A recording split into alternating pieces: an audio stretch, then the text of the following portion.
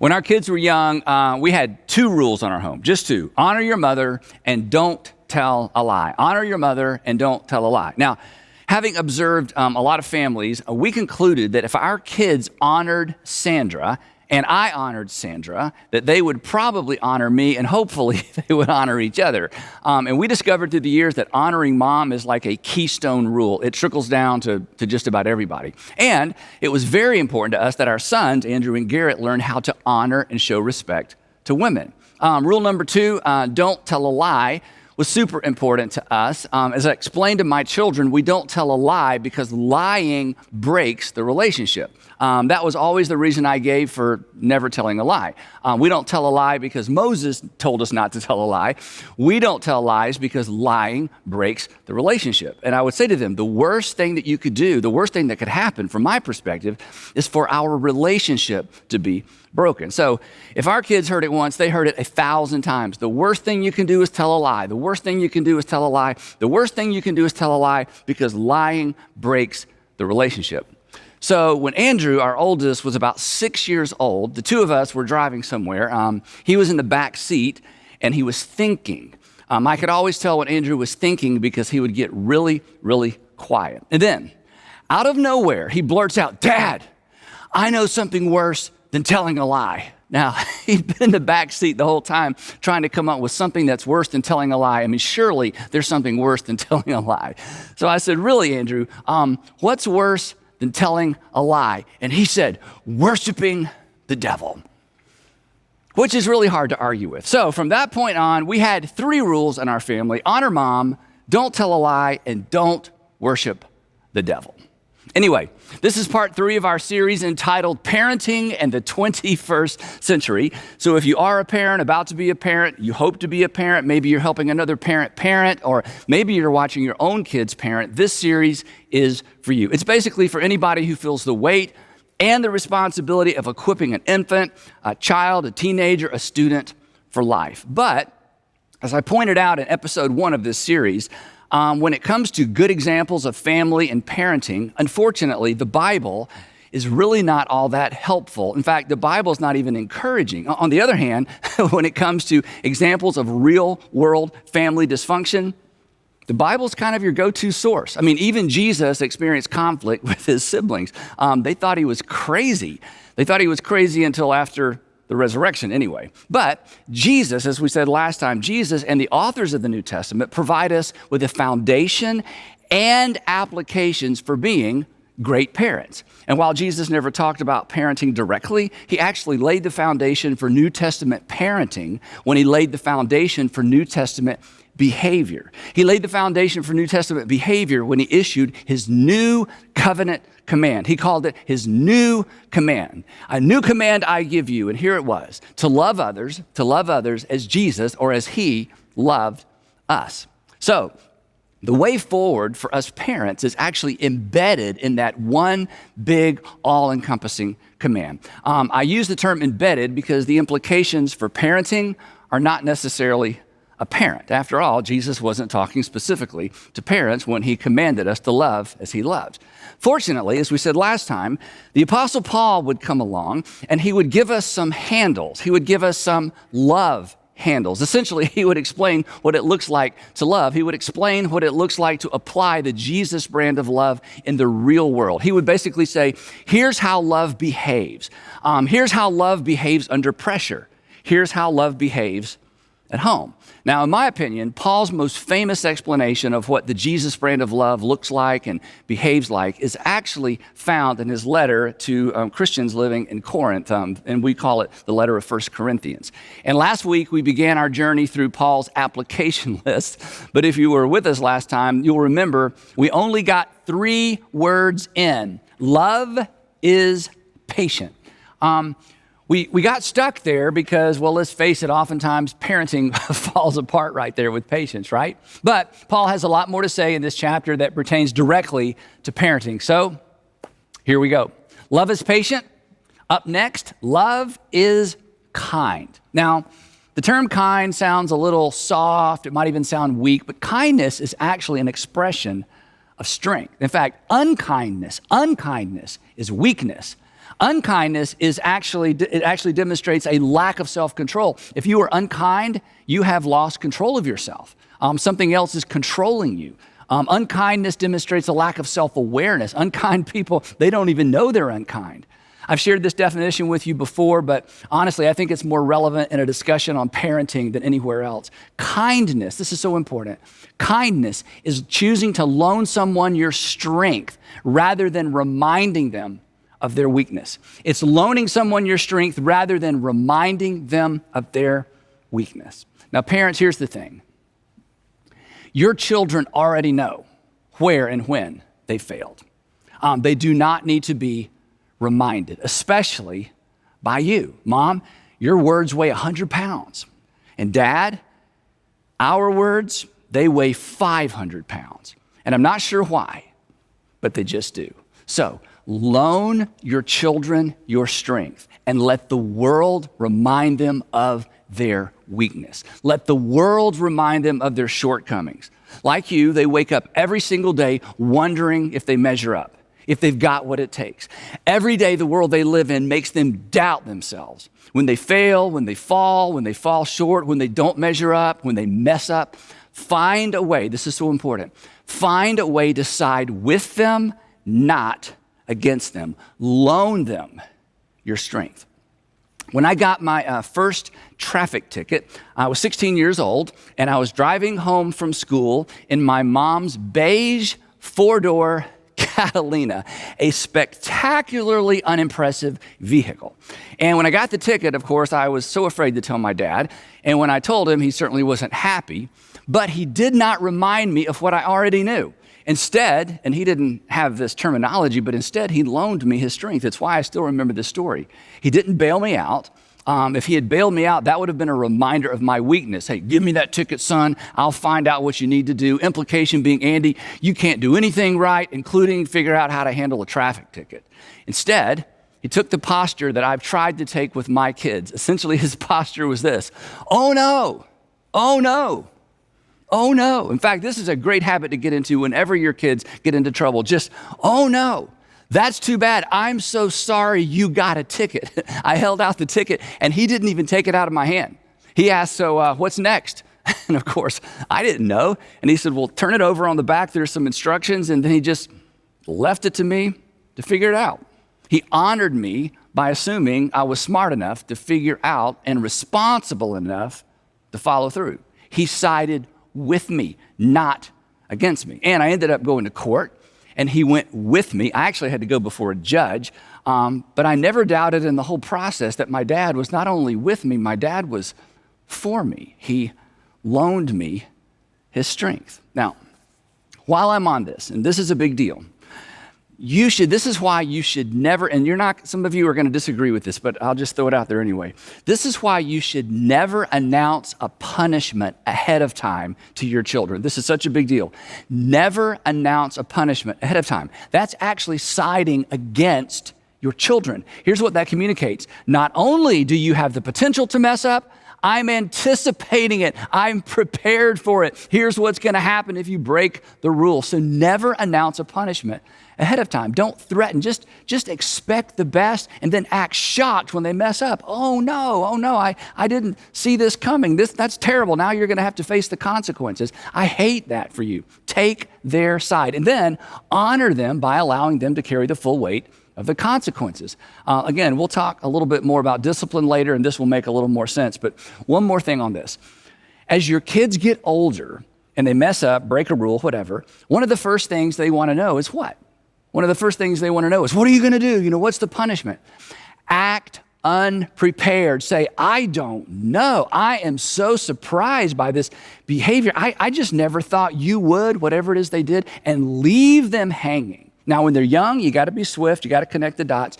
But once they're older, drag it out. And again, this will make more sense in just a few minutes. The point here is simply this: side with them before you discipline them, because this is what God did for you. Think about it. If you're a Christian, a Jesus follower, while you were still a sinner, God said, what? You're a sinner? No. While you were still a sinner, Christ sided with you. He died for you. He loaned you his strength. He did for you what you could not do for yourself. So, quick question before we move on. What is your go-to response? What is your go-to response to weakness in your children? Think about this. What is your natural reaction? What is it you say? How do you respond? What is your go-to response when you sense weakness or failure in your children? Do you side with them? Or more specifically, do they feel as if you side with them? Or do you side and move against them? Love is patient. Love is kind. Moving on. Here's what Paul says next. Love does not envy. Love does not boast. And love is not proud. The reason I put these three together is because they communicate one very, very important idea, especially when it comes to parenting. Love allows the other person to shine. Love isn't threatened by someone else's success. Love fully celebrates. But here's something to consider. Here's what gets in the way of that with families. If you don't feel good about yourself, if you don't feel good about yourself, if you don't feel good about something about yourself, it is hard to let others feel good about themselves. If you don't feel good about yourself, it is very difficult to let others shine. It's very difficult to celebrate others. It's very difficult to allow others to feel good about themselves. You will find it hard to allow your children to feel good about themselves. And when I say that, you think, Andy, absolutely not. But I want you to think about this.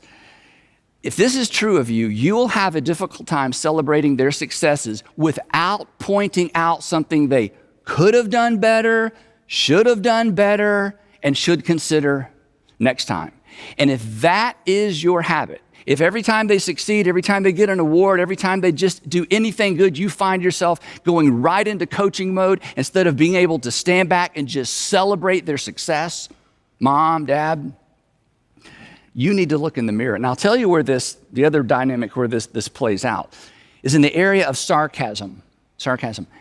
There is no place for sarcasm between a parent and a child. And generally, it's the parent that starts it, right? And this is true regardless of the age of your children. Just eliminate it. And here's why. Your words weigh too much. They cut too deep. And sarcasm is at best for peers, but you and your children are not peers. And here's the thing, especially dads, you'll always win the sarcasm contest. And love never tries to win. Besides, your sarcasm, it may actually be a reflection of your own insecurity. I was just kidding, I was just playing. Okay, those phrases are a waste of breath. The damage is done. It's unkind. Moving on. Now, the next term that the Apostle Paul introduces early on became and continues to be a centerpiece in our home. You'll find this next term at the center of every mutually satisfying relationship. When a family or a community or a company or a country embraces this one dynamic concept, honestly, it eliminates the need for countless rules, laws, and regulations. It's why we only had 2 standard rules in our home, and it's why honor mom was at the top of the list. Paul states it in the negative. Here's what he writes. He says, love does not dishonor others. Love does not dishonor others. Honor. In the families that Sandra and I were most impressed with, there was a culture of mutual respect. They honored one another. I love this word. They deferred to each other. And there was no tolerance for dishonor, no tolerance for disrespect, none. Honest, intense communication, absolutely, but not disrespect. So the way we figured it, again, going back to what I said earlier, if I honored Sandra, and if I insisted the kids honored Sandra, it would set a tone for them to honor each other and ultimately me. And here's the thing, and here's why this is so important. Honor is superior to obedience. Honor is superior to obedience. If your goal raising your kids is simply obedience, you are selling your kids short. You are parenting to the lowest common denominator. In an environment of honor, there is virtually, again, no need for rules. Where there is a lack of honor, you can't have enough rules, right? You have to cover every eventuality. And if you don't have a culture of honor in your home, you know this, it's exhausting. It just becomes a game of catch me if you can. You said to be home by 9, but you didn't say 9 p.m., right? But it doesn't have to be that way. So don't aim for and don't settle for obedience. Again, obedience addresses the lowest common denominator. Obedience is really an answer to the question, what is the least I can do without getting into trouble, without suffering any consequences? Besides, you know this, obedience isn't at the heart of every mutually satisfying relationship, but honor always is. In fact, obedience isn't even a factor in a mutually satisfying relationship, but honor always is. Years ago, we had a foster child who was a teenager. She stayed with us a long time. And when she came to live with us, she was there probably a week, maybe a week and a half. And I'll never forget, she came downstairs, she sat at the kitchen counter and she looked at Sandra and me and she said, literally, what are the rules here?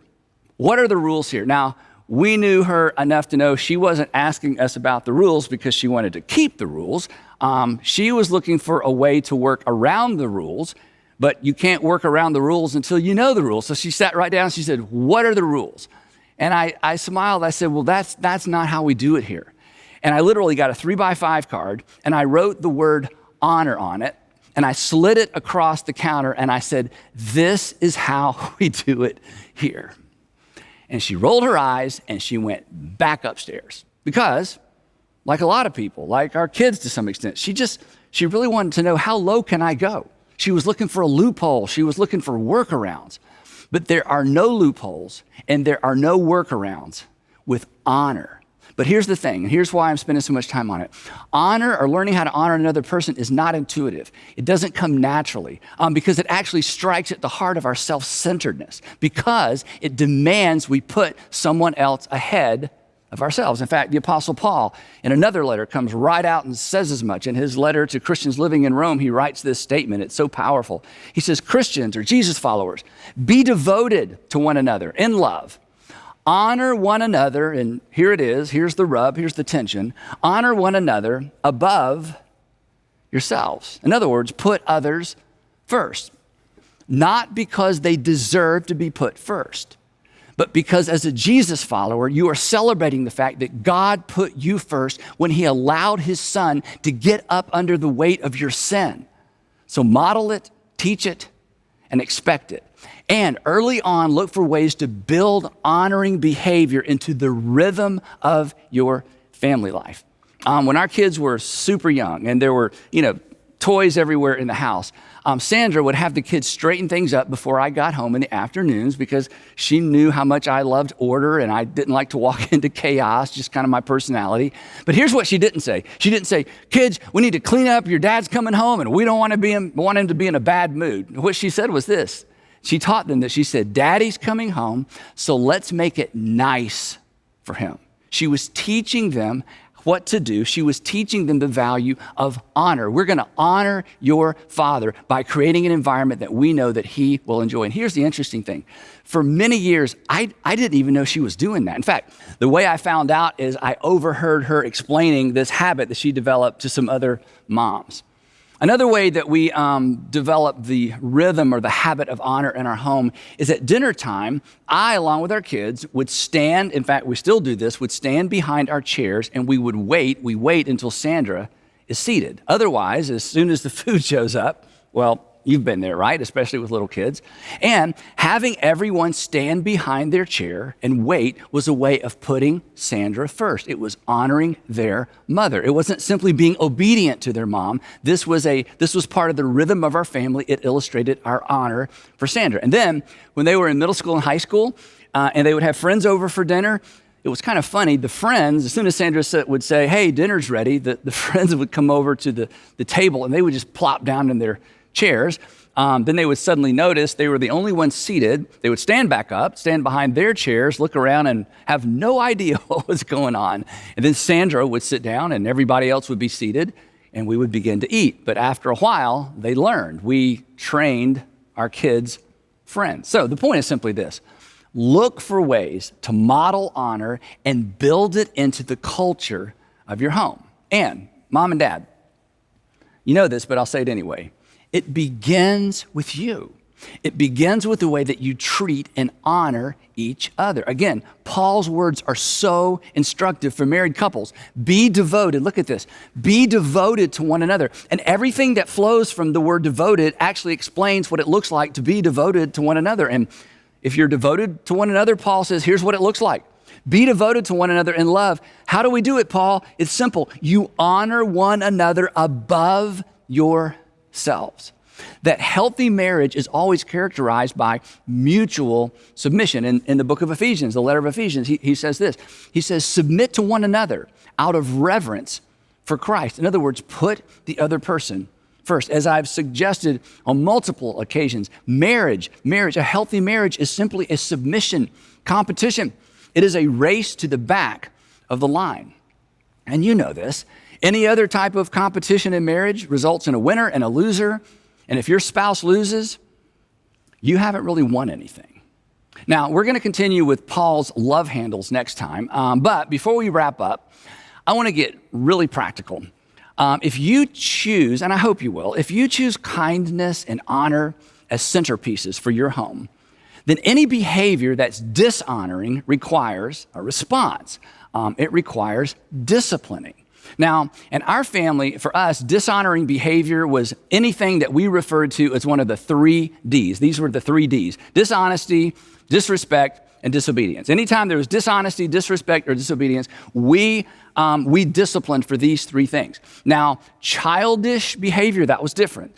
We corrected for childish behavior because we have to teach our kids and coach our kids, but we disciplined for the 3 Ds. So, if you choose kindness and honor as centerpieces for your family, then any behavior that's dishonoring requires discipline. You can't ignore it. Ignoring it rewards it. And what's rewarded is repeated. What's rewarded is repeated. So if you want to raise dishonest, disrespectful kids, just ignore it when you see it. That's really all it takes. Nature will take it from there. But if you don't want dishonest, disrespectful kids, you have to discipline for it. But here's the thing. For the discipline to be effective, not just scary and not just something to be avoided, for discipline to be effective, the discipline must directly address the fact that a relationship has been damaged. In other words, there has to be a correlation, and maybe a question will help explain this. If dishonoring behavior, think about it this way. If dishonoring behavior breaks or undermines a relationship, remember lying, I don't want you to lie because lying breaks the relationship. If dishonoring behavior breaks or undermines a relationship, what should the goal of your discipline be? I want you to think about this. If the fundamental problem with dishonesty and disrespect or disobedience is that it disrupts or undermines the relationship between you and your children, or maybe between your children and someone else, if the real issue, and it is, if the real issue is a break in trust, a break in the relationship, what should the goal of your discipline be? When we discipline our children, what should we be trying to accomplish? Now, again, I've been doing this a long time. I spent many, many years working with middle school and high school parents, and here's what I observed. For many parents, and I understand this, for many parents, there's not really a goal. But if there's not a goal in your discipline, then it's not really discipline. It's just punishment. Because discipline makes a person better. This is why we all wish we were more disciplined. But punishment rarely makes anybody better. Punishment just makes people careful so they don't get caught next time. It doesn't make us better, but it certainly has the potential to make us bitter, right? And here's why, because the message of punishment is this: if you don't obey me, bad things will happen to you. And when you think about most of the punishment that goes on in most homes, assuming it's going on, it's really little more than payback. You did something bad, so I'll do something bad to you. You inconvenienced me or you embarrassed me, so I'm going to inconvenience and I'm going to embarrass you. So again, if dishonoring behavior breaks or undermines the relationship, think about it, then what should the goal of your discipline be? And the answer is restoration of the relationship. The goal of discipline is restoration of the relationship. If disobedience, disrespect, dishonesty damage the relationship with you or anyone else, the discipline should facilitate restoring the relationship. So here's the takeaway. Discipline your children in the direction of relationship restoration. And the sooner you start, the better, because relationship restoration is something that must be taught. We don't come into the world understanding how to do this. And in fact, let's face it, you know some adults who've never figured this out. Perhaps you've never figured this out. If you've ever said, I don't know why you're still upset. I said I was sorry. If you have ever said this or anything like this, perhaps you've never learned the art of restoring a relationship. I don't know why you're still upset. I said I was sorry. You know what the implication is? The implication is, doesn't saying sorry restore the relationship? I mean, doesn't saying sorry get us back to where we were before? No. In fact, in some cases, simply saying you're sorry is insulting. It communicates, something must be wrong with you if you're still not okay after I said I was sorry.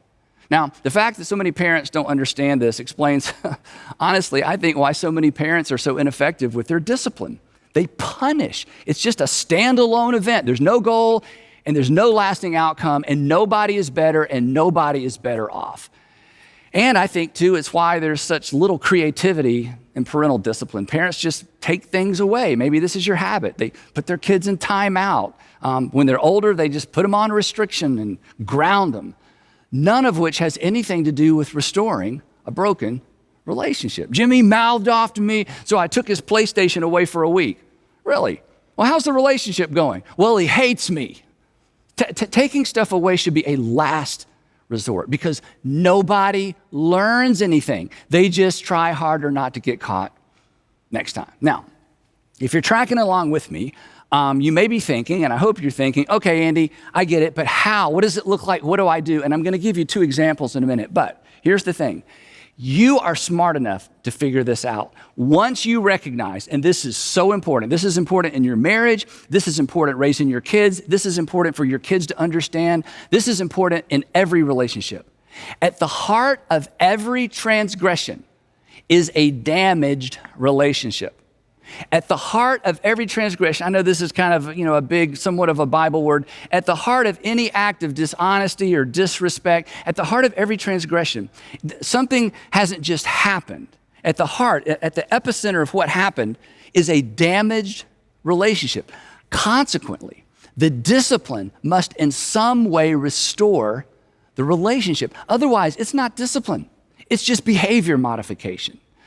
If it involves someone outside your family, the relationship may never be completely restored because the other party may not be interested in having a relationship with you or your kids. But even in a situation like that, you still need to coach your kids in the art. It is an art of building a relational bridge, especially if they participated in tearing it down to begin with. Now, this really is not as difficult as it may seem. In fact, as soon as your kids could talk, you probably taught them to apologize. I mean, I certainly hope so.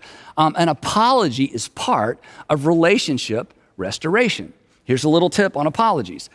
Require your children to apologize in complete sentences.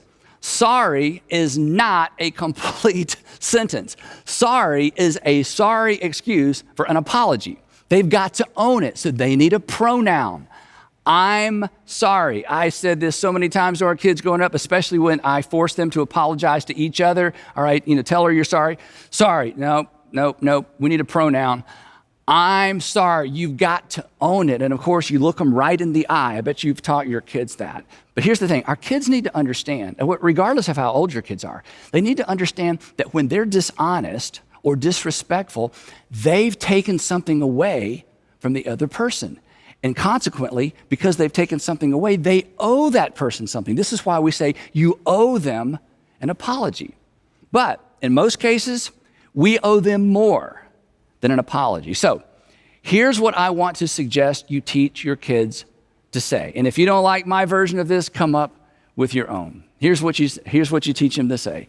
You teach them to say, I'm sorry, and then of course they need to explain exactly what they're sorry for. You got to make them say it so they can own it. I'm sorry I disobeyed you. I'm sorry I kicked over your blocks. I'm sorry I came home late. I'm sorry I didn't answer when you call, whatever it is. I'm sorry, right? And then add this. Is there anything I can do to make it up to you? Now, let me just warn you. They're going to hate this part. They're going to hate this. But I'm telling you, this is how you help your children understand that they took something and they owe something. They took something and they owe something. What can I do to make it up to you? And when you teach them to think this way, you're laying the groundwork for restoration and restitution. Sometimes it's appropriate to ask someone for forgiveness, but honestly, sometimes it's not. And we will save a discussion on that for another time. Couple of illustrations. When our boys were around 8 and 10 years old, Sandra and I came home from a date and discovered that they had been extremely disrespectful to the babysitter. I mean, it was a nightmare. And this is somebody we'd known for a long time, and she was hesitant to complain, but she did, and we were so glad she did. And she needed to. When we got home, the boys were asleep, so we didn't wake them up. But the next morning, Sandra woke them up, sent them to their little desk, and had them write an apology note to Pam. Each one wrote an apology note. But that was just the beginning. When they finished, Sandra read over the notes to make sure they were fine. Then she told them to get dressed up a little bit, get their little wallets, and get some money out of their savings jar and meet her in the car. And they had no idea what was going on, and she did not tell them until everybody was buckled up and they were driving down the driveway. And then she laid out the game plan. She said, boys, we are going to Kroger, and you're going to go inside, and you're going to buy Pam flowers with your own money. And then we're going to drive to Pam's office, and you're going to deliver the flowers and the notes, and you're going to apologize. And they were mortified. Honestly, they would have preferred that we take away everything in their rooms for an indefinite period of time. And not to mention, they hated wasting their money on flowers. They were humiliated. They were shamed. It was perfect. And here's the other thing. Pam didn't know they were coming. So picture this, and neither did the other people in her office. So imagine it. Here they walk in, and here's Sandra and these two little boys with these flowers and an envelope, and they make their way to her office. And of course, she was in tears, and Sandra was standing behind them. They'd rehearsed in the car exactly what they're going to say. They're not just going to say sorry. They're going to say, I'm sorry. And then they are going to elaborate on exactly what they were sorry for. It was wonderful. It was terrible. It was perfect. But when all was said and done, and when all was said and paid for, the relationship was restored. Sandra disciplined them in the direction of relationship restoration. Now, granted, because I know what some of you moms are thinking, that took a lot of time. Of course it did. It was time consuming. It required some creativity, but it was discipline. It wasn't just punishment. It was a means to an end. They were better for it. Years later, the boys are old enough to drive, and one of our sons was extremely disrespectful to Sandra. Remember rule number 1, honor your mother. I wasn't there when it happened, but when I found out, I was furious. I was so mad, but I knew, he's 16 years old, just, taking stuff away, that's not going to accomplish anything. It doesn't restore anything. And an apology wasn't enough. She was really hurt, and understandably so. This required something big, and this required something memorable. So after I calmed down, and earlier in this message, I said, don't rush to creating a judgment. Don't rush to creating a discipline, because sometimes you need time. And the reason we're not creative is because we rush. So I gave it some time. He knew he was in trouble. He knew there would be consequences. My kids were accustomed at this point to me dragging this out, no immediate response, to the point that sometimes they thought I forgot, but of course you never forgot. So after I calmed down, I asked the question I want all of us to begin asking. How do I discipline toward restoration? And according to Sandra, what I came up with was my finest parenting moment. I required him to ask his mother out and take his mother out on a date. He would ask her out, he would drive, he would choose the restaurant, it would be somewhere nice, and he would pay for dinner. And he looked at me and he said, "Are you kidding?" And I said, "No." And honestly, I think he was probably tempted to just hand me his keys, but I would not have accepted them. So he took Sandra to dinner, and you can imagine what happened. They talked, they reconnected. I didn't have to ask him to apologize. It happened naturally. And Sandra would tell you, it is one of her most cherished memories. So you can do this. And you know where I got all this? It's at the center of our faith. For all have sinned and broken their relationship with God. And what did God do? Punish us? No, he didn't have to, because you'll discover this eventually. Sin has a built-in wage. Sin has a built-in payment plan. All sins come prepackaged with a punishment, a consequence. So instead, what did God do? He made the first move to restore us. And then he sent us out into our broken world to restore our broken relationships. The relationships we broke, the ones that we broke through our dishonesty and our disrespect. The relationships we damaged through our impatience and our unkindness, our dishonoring responses and behavior. And he's given us the responsibility of teaching our children how to restore their broken relationships as well. So, loan them your strength, stop with the sarcasm, and discipline toward relationship restoration. That's good parenting, and that's what your Heavenly Father did for you. And we will pick it up right there next time in part 4 of parenting in the 21st century. Now, as always, we want you to keep the conversation going. So here are 3 questions designed to help you do just that. Question number 1, were your parents more inclined to loan you their strength or perhaps remind you of your weakness? Number 2, growing up, would you say your home was characterized by mutual respect and honor? And then number 3, I would love for you to look up Hebrews chapter 12, verse 11. And according to the author, answer this question: what is the goal? What is the goal of discipline? What is your goal in your discipline? And what would it look like in your home if you embrace the goal of relationship restoration? Talk about it, and I'll see you right back here next time as we wrap up parenting in the 21st century. I'll see you then.